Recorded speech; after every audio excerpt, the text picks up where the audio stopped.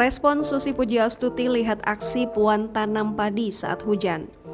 Mantan Menteri Kelautan dan Perikanan Susi Pujiastuti merespon aksi Ketua DPR RI Puan Maharani saat sedang menanam padi di tengah hujan.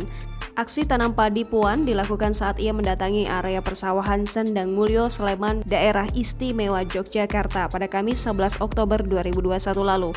Dalam kesempatan tersebut, Puan ikut turun ke sawah di tengah hujan untuk menanam padi bersama sejumlah petani perempuan. Kemudian, aksi tersebut mendapat respon dari Susi pada Kamis 11 November 2021. Respon Susi disampaikan lewat akun Twitter pribadinya @susipujiastuti. Dalam cuitannya, Susi menyebut biasanya petani tidak menanam padi saat sedang turun hujan.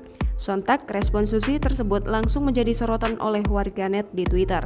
Hingga Jumat 12 November 2021 sore, cuitan tersebut telah dikomentari 1.400 kali dan di-retweet 3.300 kali. Cuitan tersebut juga disukai lebih dari 10.000 kali oleh warganet di Twitter.